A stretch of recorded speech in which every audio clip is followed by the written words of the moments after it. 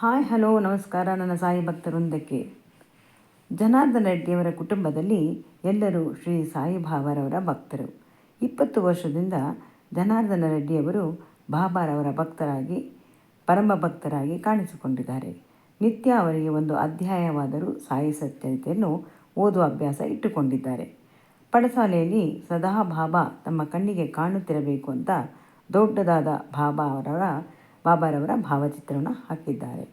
ಪ್ರತಿ ವರ್ಷವೂ ಶಿರಡಿಗೆ ಹೋಗಿ ಬಂದರೇನೇ ಅವರಿಗೆ ಸಮಾಧಾನ. ತನ್ನೊಂದಿಗೆ ತನ್ನ ಖರ್ಚಿನಲ್ಲಿ ಶಿರಡಿಗೆ ಯಾರನ್ನಾದರೂ ಕರ್ಕೊಂಡು ಹೋಗ್ತಾರೆ. ಪ್ರತಿ ಗುರುವಾರ ತಾನು ಎಲ್ಲೇ ಇರಲಿ ಬಾಬಾ ಮಂದಿರವನ್ನು ಹುಡ್ಕೊಂಡು ಹೋಗಿ ಪೂಜೆ ಸಲ್ಲಿಸಿ ಬರ್ತಾರೆ. ದೇವರಿಗೆ ವಿಶೇಷ ಪೂಜೆ ಇಟ್ಟುಕೊಂಡಾಗ ವೃದ್ಧಾಶ್ರಮ, ಅನಾಥಾಲಯಕ್ಕೆ ಹೋಗಿ ಅವರೊಂದಿಗೆ ಸಹಭೋಜನ ಮಾಡಿ ಬರುತ್ತಾರೆ. ಅನ್ನದಾನ ಬಹಳ ಶ್ರೇಷ್ಠವೆಂದು ಭಾವಿಸಿರುವ ಇವರು ಇದರಿಂದ ಬಾಬನಿಗೆ ಮೆಚ್ಚುಗೆಯಾಗುತ್ತದೆ, ಅವರ ಆಶೀರ್ವಾದ ನನ್ನ ಮೇಲೆ ಸದಾ ಇರುತ್ತದೆ ಎಂದು ಭಾವಿಸಿದ್ದಾರೆ. ಕೆಲವು ದಿನಗಳ ಕೆಳಗೆ ಸ್ವಂತ ಮನೆಯನ್ನು ಕಟ್ಟಿದರು. ಆಹ್ವಾನ ಪತ್ರಿಕೆಯನ್ನು ಎಲ್ಲ ದೇವರಿಗೂ ಕೊಟ್ಟು ಆಮಂತ್ರಿಸುವಂತೆ ಬಾಬಾರವರು ಕೊಟ್ಟು ಆಮಂತ್ರಿಸಿದ್ದಾರೆ. ಬಾಬನ ಅನುಗ್ರಹ ತನ್ನ ಮೇಲೆ ಇದೆ ಎಂದು ಅಂದುಕೊಂಡಿರುವ ಇವರಿಗೆ ಖಂಡಿತ ಬಾಬಾ ತನ್ನ ಮನೆಯ ಗೃಹ ಪ್ರವೇಶಕ್ಕೆ ಬಂದೇ ಬರುತ್ತಾರೆ ಎಂಬ ವಿಶ್ವಾಸ.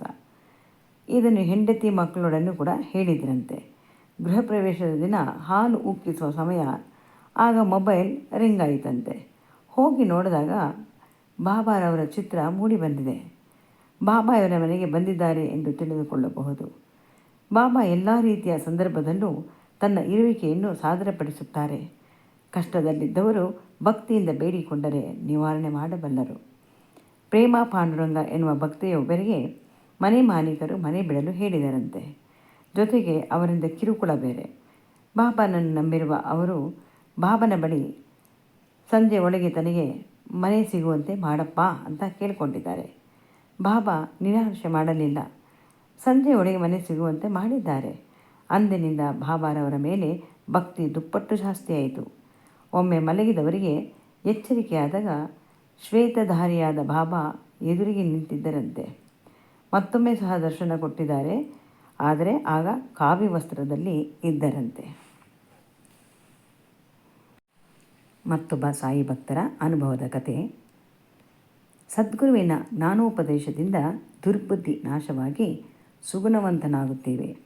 ಅಹಂಕಾರದಿಂದ ನಾಶವಾಗಿರುವ ಭಕ್ತ, ಲೋಭ, ಮದ, ಮತ್ಸರ ಇವುಗಳು ನಮ್ಮಲ್ಲಿ ಬಾರದೆ ಸಜ್ಜನರಾಗಿ ಕಾಣಬೇಕಾದರೆ ಗುರುವಿನ ಮಾರ್ಗದರ್ಶನ ಅವಶ್ಯಕ. ಸದ್ಗುರುವಿನ ಉಪದೇಶದಿಂದ ಬದುಕು ಸಾರ್ಥಕವಾಗುತ್ತದೆ. ಗುರುವಿನ ಸಹಾಯ ಸಿಗದೆ ಹೋದರೆ ನಾವು ತಪ್ಪು ಮಾರ್ಗದಲ್ಲಿ ನಡೆದು ಗುರಿ ಸಾಧಿಸಲು ಸಾಧ್ಯವಾಗದೆ ಹೋಗಬಹುದು. ಇದರಿಂದಲೇ ಪುರಾಣ ಪುಣ್ಯಕಥೆಗಳಲ್ಲಿ ಗುರುವಿಗೆ ಮಹತ್ತರವಾದ ಗೌರವ ಇರುವುದು. ತ್ರಿಮೂರ್ತಿಗಳಿಗೆ ಗುರುವನ್ನು ಹೋಲಿಸುವುದು ಇದೇ ಕಾರಣದಿಂದ.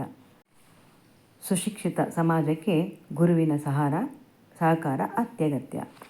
ದುರುಕುತನ ನಮ್ಮನ್ನು ಕೆಲವು ಸಾರಿ ಅಜ್ಞಾನಿಯಂತೆ ವರ್ತಿಸುವಂತೆ ಮಾಡುತ್ತದೆ. ಬಾಬನ ದಯೆ ಇದ್ದರೆ ಮನಸ್ಸನ್ನು ಪರಿವರ್ತಿಸಿ ನಮ್ಮಲ್ಲಿರುವ ದುರ್ಗುಣಗಳನ್ನು ಮನವರಿಕೆ ಮಾಡಿಕೊಟ್ಟು ಸರಿದಾರಿಯಲ್ಲಿ ನಡೆಯುವಂತೆ ಮಾಡುತ್ತಾರೆ. ಸುಗುಣ ಎನ್ನುವವರು ಅವಿವೇಕದಿಂದ ನಡೆದುಕೊಂಡಾಗ ಬಾಬಾ ಅವರನ್ನು ಯಾವ ರೀತಿ ಎಚ್ಚರಿಸಿದರು ಅಂತ ನೋಡೋಣ. ಯಾವುದೋ ಕ್ಷುಲ್ಲಕ ವಿಷಯಕ್ಕೆ ಎದುರು ಮನೆಯವರೊಡನೆ ಮನಸ್ತಾಪ ಕಟ್ಟಿಕೊಂಡು ದ್ವೇಷ ಸಾಧಿಸ್ತಿದ್ರು. ವಿಶೇಷ ಕಾರ್ಯಗಳಿಗೆ ಎದುರು ಮನೆಯಲ್ಲಿದ್ದವ್ರನ್ನ ಆಹ್ವಾನಿಸ್ತಾ ಇರಲಿಲ್ಲ. ಇದು ಕಳೆದ ಸ್ವಲ್ಪ ದಿನಗಳ ಮೇಲೆ ತಪ್ಪಿನ ಅರಿವಾಗಿ ಬಾಬಾರವರಲ್ಲಿ ಕ್ಷಮೆಯಾಚಿಸಿದ್ರಂತೆ. ಇದರಿಂದ ದ್ವೇಷದ ಕಿಡಿ ಹಾರಿ ಹೋಗಿ ಸ್ನೇಹ ಪಡೆಯುವ ಆಸೆ ಹುಟ್ಟಿತಂತೆ.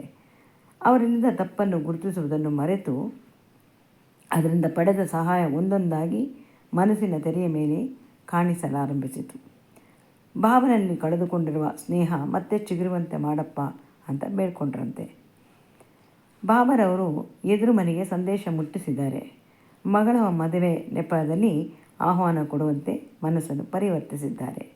ಅದರಂತೆ ಎದುರು ಮನೆಯವರು ಇವರ ಮನೆಗೂ ಬಂದು ಮದುವೆಗೆ ಆಹ್ವಾನಿಸಿ ಹೋದ್ರಂತೆ. ಮಬ್ಬಾಗಿದ್ದ ಮನದಲ್ಲಿ ಬಾಬಾ ಜ್ಯೋತಿ ಬೆಳಗಿದರು.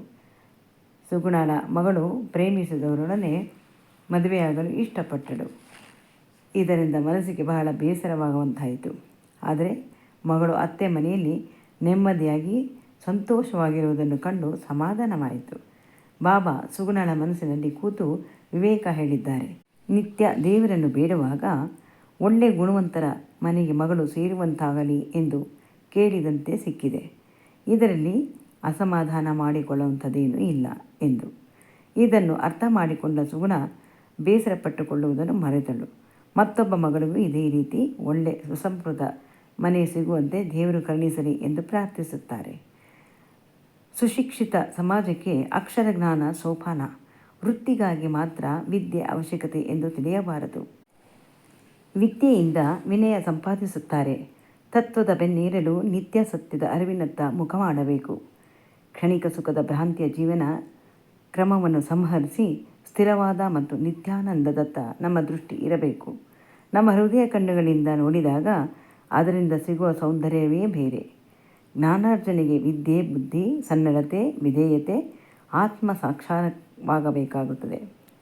ಜ್ಞಾನ ಪಡೆಯಬೇಕಾದರೆ ವಿದ್ಯೆ ಅವಶ್ಯಕತೆ ಇದೆ. ವಿದ್ಯೆಯನ್ನು ಸಂಪಾದಿಸಲು ಗುರು ಬೇಕು. ಗುರು ತನ್ನಲ್ಲಿರುವ ಜ್ಞಾನ ಸಂಪತ್ತನ್ನು ತನ್ನ ಭಂಡಾರದಿಂದ ಧಾರೆ ಎರೆಯುತ್ತಾನೆ. ಬೋಧಕನಾಗಿ, ಪರಿವರ್ತಕನಾಗಿ ಮಾಡುವ ಸಮರ್ಥ ಗುರುವನ್ನು ಕಂಡುಕೊಳ್ಳೋಣ. ಮಾರ್ಗದರ್ಶನ ಪಡೆಯೋಣ. ನಾಗರಿಕರಾಗಿ ಮಾನವ ಜನ್ಮವನ್ನು ಸಾರ್ಥಕಪಡಿಸಿಕೊಳ್ಳೋಣ. ಪ್ರತಿಯೊಬ್ಬರೂ ಈ ಪ್ರಯತ್ನದಲ್ಲಿ ಸಾಗಿದಾಗ ಉತ್ತಮ ಸಮಾಜ ನಿರ್ಮಿಸಲು ಸಾಧ್ಯವಾಗುತ್ತದೆ. ಓಂ ಶ್ರೀ ಸಾಯಿ ಪ್ರಣಾಮ್.